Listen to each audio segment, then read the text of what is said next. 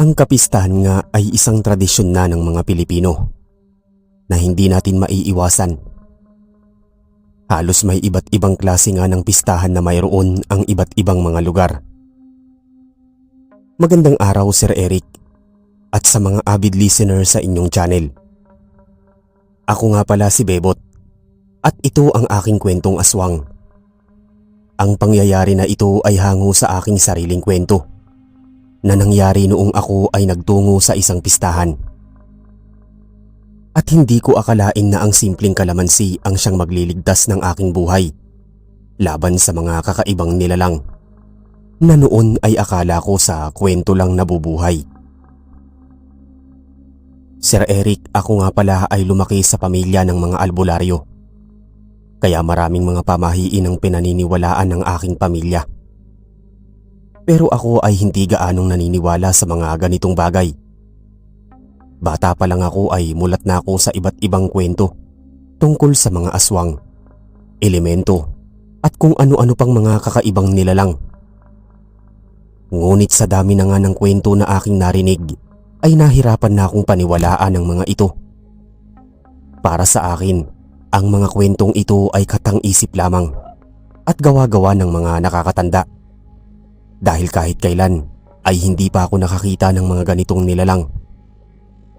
At dahil sa takot na balikan ako ng mga nilalang na kanilang nakalaban, ay nabalutan na sila ng takot at palaging iniisip na may gustong manakit sa akin. Natigil nga lang ang mga ito nang pumanaw na ang aking mga magulang. Ang pagkamatay nga nilang dalawa ay hindi ko inaasahan dahil malakas ang kanilang mga pangangatawan. At nagulat na lang ako sa isang umaga ay hindi na sila nagising na dalawa. Ayon nga sa iba naming mga kamag-anak ay baka may kinalaman ng mga kakaibang nilalang pero hindi ko ito pinaniniwalaan. Ayoko lang kasi na mahirapan pa ako at pinili ko na lang na tanggapin ang nangyari. Ewan ko ba, simula nang mamatay ang aking mga magulang ay hindi na natigil pa ang mga masasamang panaginip. Tila nga hindi pa rin natatahimik ang kaluluwa ng aking mga magulang. Ngunit hinayaan ko lang ang mga panaginip na ito hanggang sa tuluyan na rin itong nawala. Sa pagkamatay nga ng aking mga magulang ay hindi maiwasan na maiwan sa akin ang kanilang mga aklat. Gustuhin ko man sana ito na ibenta o sunugin pero may naiwan kasi na sulat ang nanay na hayaan ko lang ang mga ito sa kanilang kwarto. At sa huli ay hindi ko na nga lang ito ginalaw pa dahil ito na lang din ang huling alaala nila sa bahay. Naaalala ko pa nga noon na maraming mga albularyo ang lumapit sa akin upang bilhin ng mga aklat ng aking magulang. Hanggang sa lumipas na nga ang maraming taon at nagkaroon na ulit ako ng lakas na pumasok sa kanilang kwarto. Hindi ko nga alam pero parang may nagtutulak sa akin na basahin ng isang may kalumaan na aklat. Nakita ko na lang kasi ang aking sarili na hawak ko na ang aklat at sinimulan na itong basahin. Napakunot nga ang noo ko dahil ang aklat na ito ay kwento lang ng paggamit ng kalamansi laban sa mga kakaibang nilalang. Hindi nga ako makapaniwala noong marami palang gamit ito na akala ko ay isang maasim lang na pagkain na kadalasang hinahalo sa ibang pagkain. Habang binabasa ko nga ang aklat ay hindi pa rin mawala sa akin ang magduda. Pero ewan ko ba at nakasanayan ko na lang na magdala ng 3 piraso ng kalamansi sa tuwing aalis ako ng bahay. Simula nga ng ginawa ko ito ay nagsimula na rin na tumigil ang mga masasama kong panaginip. Kaya lumaki na talaga ang paniniwala ko sa kalamansi. Hindi ko akalain na sa huli ay naniniwala rin ako sa mga bagay na pinaniniwalaan din ng aking mga magulang. Ngunit kahit na ganoon ay wala akong balak na sumunod sa kanilang yapak. Gusto ko talaga magkaroon ng tahimik at normal na buhay. Pero sabi nga nila kung saan ka galing ay hindi mo maaaring talikuran. Kahit na hindi ko man gusto ay tila balabitin na talaga ako ng mga kakaibang mga bagay na nangyayari. Hanggang sa unti-unti ko nang pinaniniwalaan ang mga bagay na nabasa ko sa aklat ng aking mga magulang. At naniniwala na ako na hindi lang mga normal na tao ang nasa ating mundo, kundi may iba't ibang mga nilalang ang nananahan sa ating mundo at nagtatago lang sa dilim, at anumang oras ay maaaring maghasik ng lagim. Sa oras nga na makakaranas ako ng mga kakaibang bagay, ay hindi ko maiwasan na maalala ang aking mga magulang. Hindi ko maiwasan na maisip na sana noon pa lang ay pinaniwalaan ko na sila at hindi ako umiwas sa mga ito. Sobrang daming mga bagay ang gumugulo sa aking isip at sinukuan ko na nga ang pagkakaroon ng tahimik na buhay. Dahil saan man ako pumunta ay susundan ako ng kahapon. At dahil nga albularyo ako, ay naging madaling target ako ng mga dating naparusahan ng aking mga magulang. At aaminin ko, Sir Eric, na hindi naging madali ang lahat para sa akin, kundi yakapin ang aking kapalaran. At upang masakatuparan ito, ay lumapit ako sa isang kaibigan ng aking mga magulang at isa rin itong albularyo.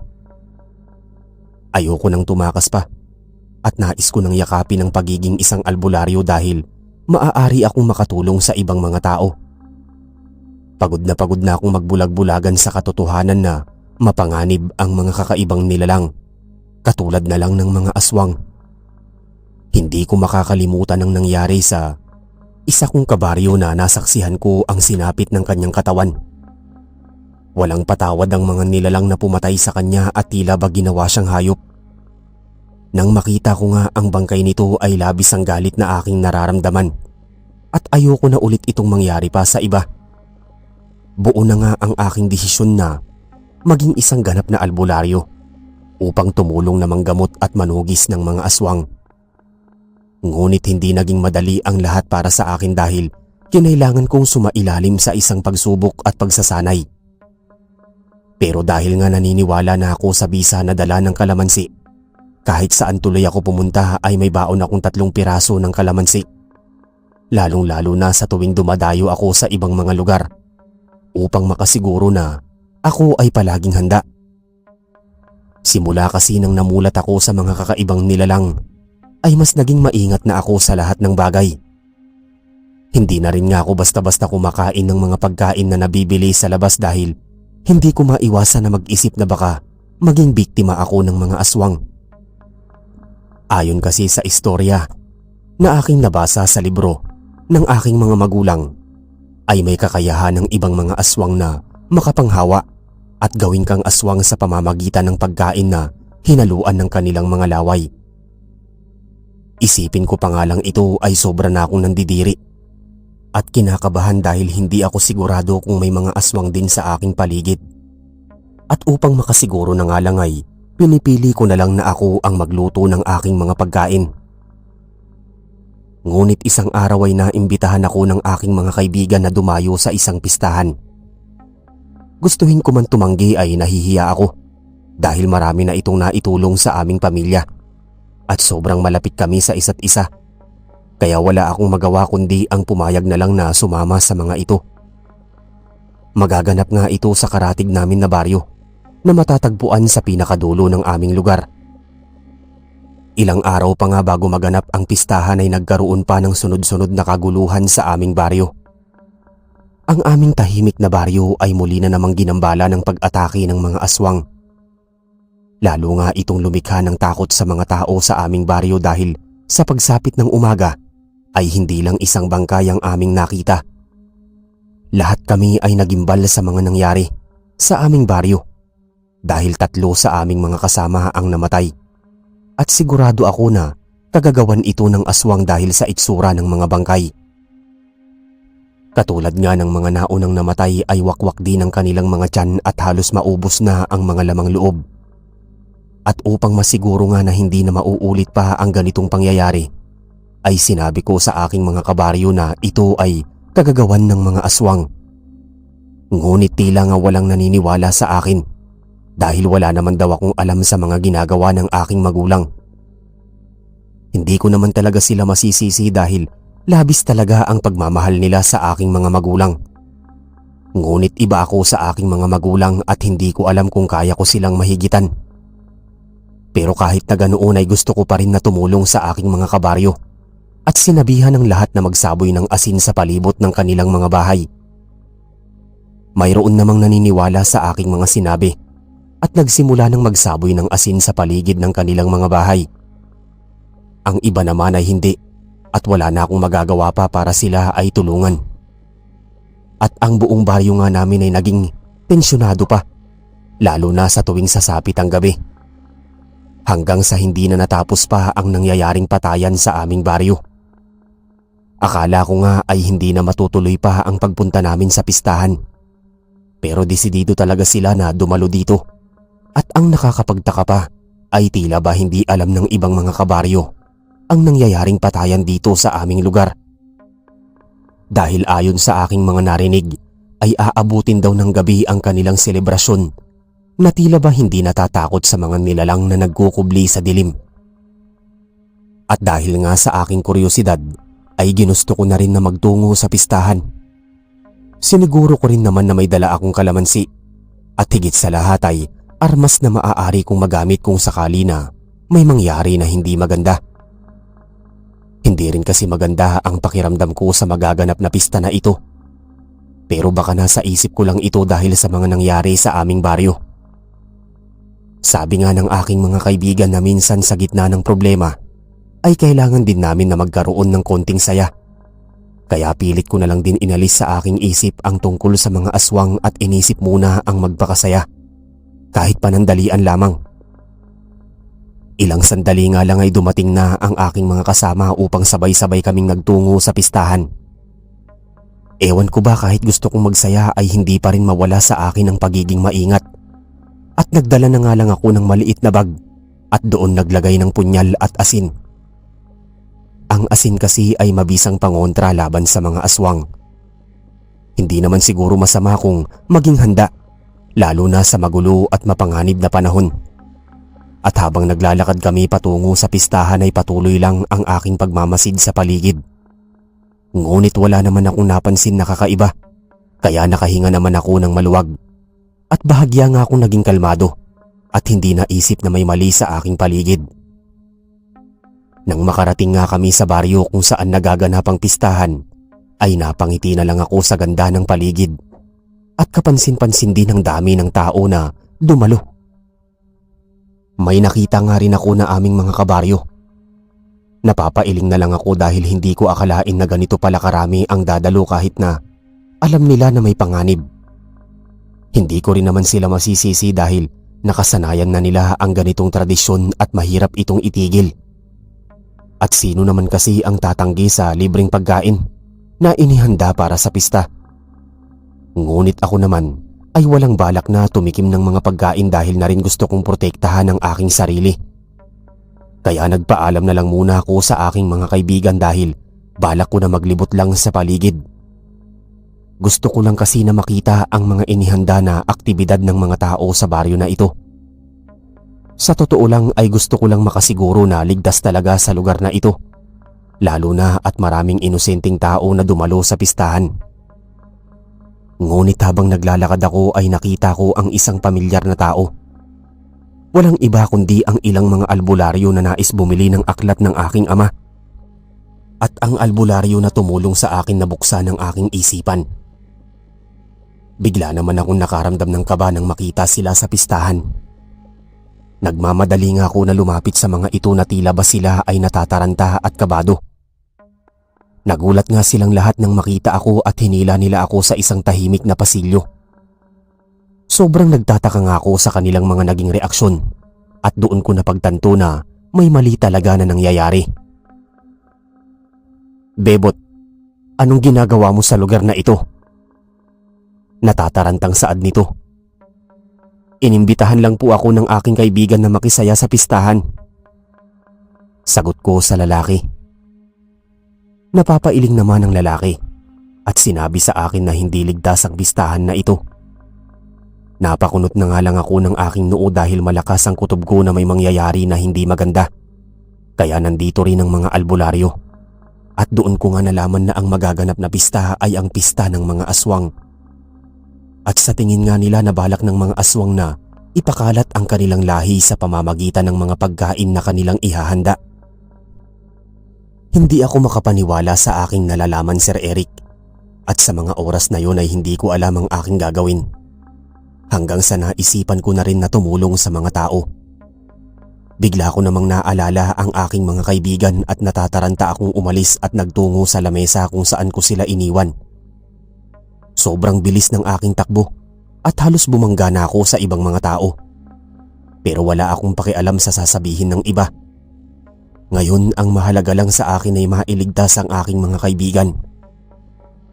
Nakahinga naman ako ng maluwag dahil mukhang hindi pa sila kumakain. Ngunit nanlaki ang aking mata nang magsimula ng hainan sila ng mga pagkain. Napangiwi na nga lang ako at mas lalo pang binilisan ang pagtakbo. Sumigaw na lang din ako na mabilis na nakakuha sa atensyon ng aking mga kaibigan. Nakakunot nga ang kanilang mga mata habang nakatingin sa aking pwesto. Tila ba naguguluhan sila dahil sa aking pagmamadali. Mabuti na lang ay wala pa ni isa sa kanila ang kumakain. Hindi na nga ako nagsayang pa ng oras at agad na tinabig ang mga pagkain sa lamesa. Sobrang nagulat nga sila sa aking ginawa at hindi na iwasan na magalit. Gusto ko sanang magpaliwanag kung ano ang nangyayari pero marami ng mga mata ang nakatingin sa aming pwesto. Kaya nag-isip na lang ako ng kapani-paniwalang dahilan upang makalusot sa aking ginawa. Sinabi ko na nga lang sa kanila na may nakita akong insekto sa pagkain kaya ko ito tinabig. At mukhang naging epektibo naman ang aking palusot dahil nawala na sa amin ang atensyon ng ibang tao. At doon na nga ako nagkaroon ng pagkakataon para kausapin ang aking mga kaibigan. Nang masiguro ko na wala ng ibang makakarinig ng aming usapan ay pabulong kong ipinaliwanag sa kanila ang sitwasyon. Ngunit hindi naging madali ang lahat dahil hindi sila agad naniwala sa aking mga sinabi. Ang iba sa kanila ay tinawanan lang ako at bumalik na sa pagkakaupo. Hindi nga ako umalis sa aming pwesto upang bantayan ang aking mga kaibigan. Ayoko na sa huli ay pagsisihan nila na hindi sila naniwala sa aking mga sinabi. At sa kabutihang palad naman ay wala na ulit pang lumapit sa lamesa namin na naghahatid ng pagkain. Nag-umpisa naman na mainis ang aking mga kaibigan dahil nakakaramdam na rin sila ng gutom. Ang iba nga ay gusto na rin na umalis dahil habang lumilipas ang oras ay parami rin ng parami ang mga tao. Samantalang ako ay patuloy nga na nag-uudyok sa mga ito na umalis at bahagya na rin ako nakakaramdam ng kaba dahil ilang oras na lang ay sasapit na ang gabi. Natataranta na rin nga ako na paalisin ang aking mga kaibigan dahil hindi ko alam kung kaya ko pa silang protektahan. At talagang ang titigas talaga ng ulo ng aking mga kaibigan. Dahil tila naghihintay pa sila na may lumapit sa kanila upang magdala ng pagkain. Hindi nga maiwasan na mainis sila sa akin dahil ako daw ang dahilan kung bakit sila hindi makakain. Nakakapagtaka lang talaga dahil tila ba iniiwasan ang aming lamesa. Kaya naisipan kong lumingon sa paligid at nakita ko naman ang masasamang tingin sa amin ng ibang mga tao. At mukhang iniiwasan nga nila kaming lahat kaya bigla ko namang naalala ang kalamansi na nasa aking bulsa. Napangiti na lang ako at naisip na baka ito ang dahilan. Kaya iniiwasan kami ng mga tao sa baryo. Ngayon ay mas napatunayan ko na ang mga nilalang sa baryo na ito ay may aswang. At sa tingin ko nga ay magagamit ko ang kalamansi at asin na nasa aking bulsa upang protektahan ang aking mga kaibigan. Nagmamadali ko nga na inilabas ang kalamansi sa aking bulsa at ipinatong sa lamesa. Nagulat naman ang aking mga kasama at hindi na nga nila maiwasan na magtanong. At sinabi ko rin naman sa kanila ang totoo. Sa pagkakataon na yun, Sir Eric, ay mukhang naniniwala na sila sa aking sinasabi. Nagsimula na rin kasi silang mataranta at mapalingon-lingon sa paligid. Ngunit pilit ko silang pinakalma upang hindi kami gumawa ng malaking eksena. Kalmado naman na silang lahat at gumawa na ng plano kung paano sila makakaalis. Alam na rin kasi nila na plano kong magpaiwan upang tumulong sa ibang mga albularyo. At nang akmang aalis na sila ay bigla na lang nagkaroon ng kaguluhan sa aming paligid. At dahil nga sa aming pagiging abala namin sa pag-uusap, ay hindi na namin napansin pa na palubog na ang araw. Natataranta na nga akong pinatayo sila at pinatakbo. Pero nagulat na lang kami nang may humarang sa mga daan na tila wala silang balak na paalisin ng mga tao. Ilang saglit lang ay lumapit sa akin ang isang albularyo at may iniabot ito na kung ano. At nang tignan ko ito ay isa itong supot na may lamang mga asin, bawang, kalamansi at isang itak. Wala naman akong nagawa pa kundi muling pabalikin sa upuan ng aking mga kasama. Mukhang huli na nga kami at wala nang oras pa na tumakas. Ngunit hindi ibig sabihin nito na hindi kami pwedeng lumaban. Halata naman sa kanila ang pagkabalisa at takot sa mga maaaring mangyari. Ngunit sa ganitong mga oras ay kailangan namin maging matapang at magtulungan. Bumulong lang ako sa aking mga kasama na mayroon akong hawak na mga pangontra sa aswang at kailangan ko lang sila na magtiwala. Napatango-tango na lang sila at nagtiwala sa lahat ng aking sinabi. At kung tama nga ang aking gagawin ay magagawa ko silang protektahan laban sa mga aswang. Minsan ko na rin kasi itong nabasa sa mga aklat ng aking mga magulang at sana lang talaga ay tumalab ang aking naiisip. Hindi na nga ako nag-aksaya pa ng oras at nagsimula ng kumilos.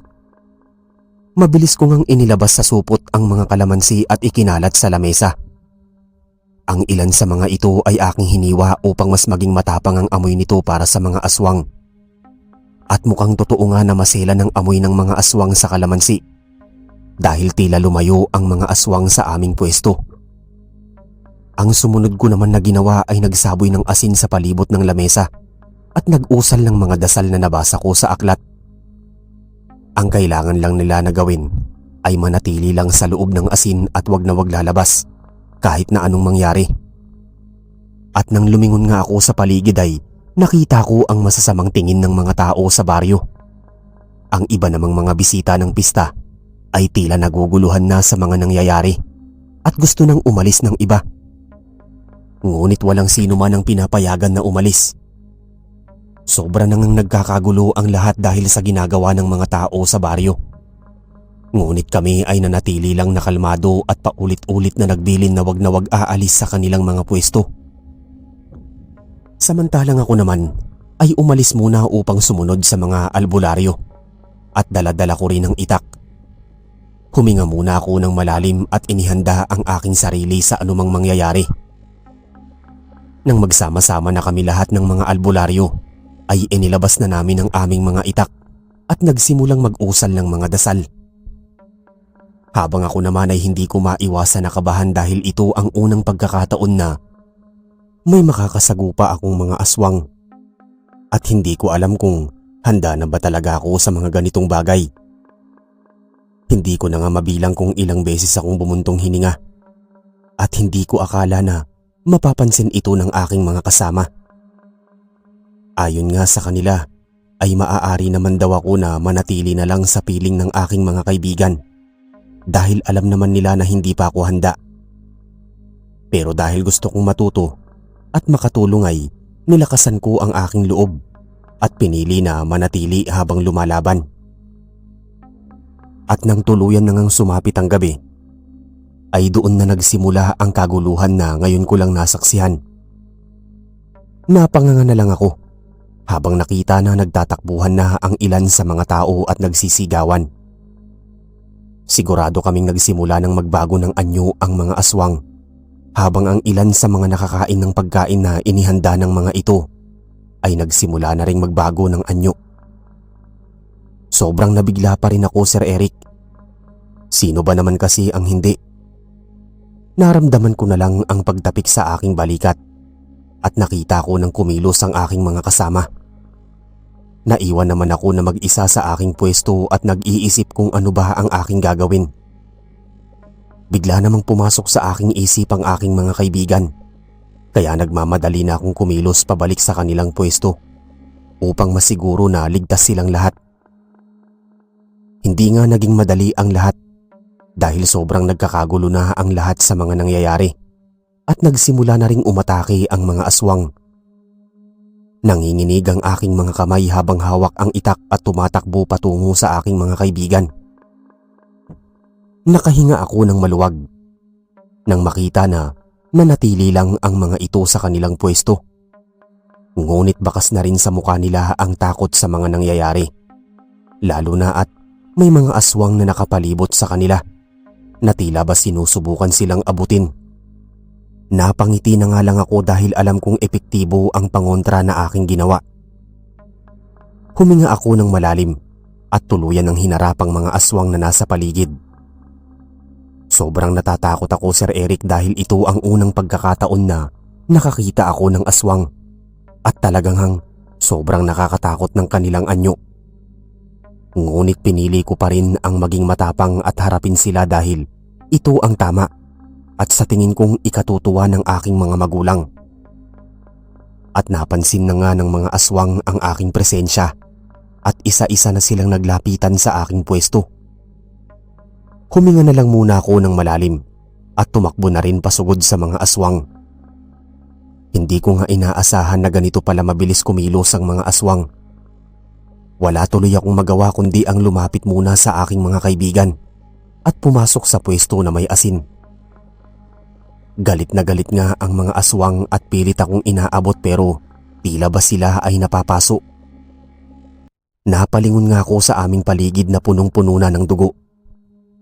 At kitang-kita rin namin kung paano patayin ng mga aswang ang mga taong dumayo sa pistahan. Hindi ko maiwasan na maawa sa mga ito dahil nais lang naman nila na makisabay sa kasiyahan at wala silang kaalam-alam sa lahat. Ang mga kaibigan ko naman ay natataranta akong kinausap at tinanong kung ayos lang ba ang aking pakiramdam. Sa totoo lang, Sir Eric, ay hindi ko na alam pa ang dapat kong maramdaman. Ang alam ko lang ay wala akong silbi dito dahil sarili ko lang ang kaya kong iligtas. Wala akong magawa para iligtas ang lahat ng tao sa lugar na ito. Ni hindi man nga lang ako nakapatay miski isang aswang. Habang nakatulala lang ako sa kawalan, ay natigilan ako nang makita na palapit ang isang aswang sa isang batang babae. Umiiyak nga ang bata na ito na parang hinahanap ang kanyang mga magulang. Hindi na nga ako nagdalawang isip pa at agad akong kumuha ng kalamansi at hiniwa ito upang gawing proteksyon. Napatakbo na lang ako ng mabilis at narinig ko ang malakas na sigaw ng aking mga kaibigan. Sa ngayon wala akong ibang naiisip kundi ang iligtas ang batang babae. Ayoko na tumunga nga lang at walang gawin. At alam kong mayroon akong kakayahan. Mabuti na lang talaga at naisipan ko na magbaon ng kalamansi. Dahil baka hindi ako magkakaroon ng lakas ng loob. Hindi nga ako magawang lapitan ng mga aswang dahil sa matapang na amoy ng kalamansi. Ang papalapit naman na aswang sa bata ay marahas ko itong binangga. Dahilan para ito ay tumalsik. Nakahinga ako ng maluwag ng ligtas kong makuha ang bata. At nagmamadali ko siyang dinala pabalik sa pwesto ng aking mga kaibigan. Sa pagkakataon na yon, Sir Eric, ay tila nawala na ang takot na aking nararamdaman. Imbis na magtago na lang sa proteksyon ay nagpatuloy ako na kumilos upang tumulong sa iba pang mga tao. At hindi na nga ako nakaramdam pa ng takot at pag-aalinlangan na patayin ang mga nilalang na ito. Habang patuloy nga ako na naglalakad ay nakita ko ang mga nakakaawang sitwasyon ng mga naging biktima ng mga aswang. Nabubuo na nga ang galit sa aking dibdib dahil sa nangyari sa mga tao na ito. At nang may nadaanan nga ako na aswang na abala sa pagsagpang sa isang katawan, ay hindi na ako nagdalawang isip pa kundi itarak ang hawak ko na itak sa kanyang likuran. Mukhang hindi nga niya inaasahan ang aking pagdating, kaya hindi ako nahirapan pa na ito ay paslangin. Nagpupumiglas pa nga ito pero mas idiniin ko ang talim ng itak sa kanyang katawan. Hanggang sa tumigil na ito sa paggalaw. Itinapon ko na ang katawan nito sa lupa at hinugot na ang aking itak. Bahagyangang tumalsik ang dugo nito sa aking damit na hindi ko naman gaanong binigyan ng pansin. Kahit sabihin ko sa sarili ko na tama lang ang aking ginawa, ay hindi ko pa rin mapigilan na makonsensya. Ngunit kailangan ko pa rin na magpatuloy dahil marami ng mga inosenteng tao ang namatay. Habang patuloy nga ako sa paglalakad ay marami pang mga bangkay akong nakita. At ang iba pa sa mga ito ay pamilyar sa akin, kaya hindi ko maiwasan na malungkot. Ngunit hindi ako pwedeng magpaapekto at kailangan ko pa rin magpatuloy. Umiwas na nga lang ako ng tingin at hinarap ang mga aswang na aking nakakasalubong. Hindi ko alam pero sa huli ay parang naging madali na lang talaga sa akin ang patayin ng mga nilalang na ito. Wala na rin ako nararamdaman na awa dahil ang mga nilalang na ito ay hindi rin nagawang maawa sa mga tao na kanilang mga biniktima. Hanggang sa hindi ko na rin nga mabilang pa kung ilan na ba ang napapatay kong aswang. At sa patuloy ko nga na paglalakad ay may mga nakasalubong din ako na mga tao na nahawaan ng pagkaaswang. Nasa mga kamay na nila ang dugo ng mga taong mahalaga sa kanilang buhay. Hindi ko na nga lang sila masyadong pinagtuunan ng oras dahil alam ko na sila ay biktima lang din ng kasamaan ng mga aswang. Ang tanging pinapatay ko nga lang ay ang mga aswang na humaharang sa aking daan. Ngunit sa tagal ko na rin nga na nakikipaglaban sa mga aswang ay nakaramdam na rin ako ng pagod at hingal. Mabuti na nga lang at nakita ko na rin ang iba pang mga albularyo at agad nila akong nilapitan upang kumustahin. Punong-puno na rin sila ng dugo at sugat sa kanilang mga katawan. Samantalang ako ay mayroon lang kaunting natamong sugat. Maswerte na lang talaga ako at hindi mahirap na sitwasyon ang napupunta sa akin dahil kung hindi ay baka hindi na ako abutan pa ng kinabukasan. Ayon nga sa mga albularyo na kaunti na lang ang natitirang mga aswang sa paligid. At maraming ang mga tao ang nakaligtas sa atake ng aswang. Labis ang saya ng aking puso nang marinig na malapit nang matapos ang bangungot na ito. At sa oras din na yon ay nagdesisyon ako na sundan ang yapak ng aking mga magulang at maging isang mabuting albularyo.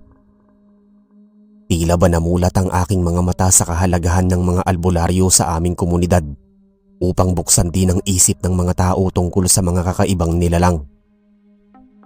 At matapos nga namin na makapagpahinga ng kaunti, ay nagpatuloy na kami sa paglalakad dahil hindi na namin hahayaan pang makatakas ang mga natitirang aswang.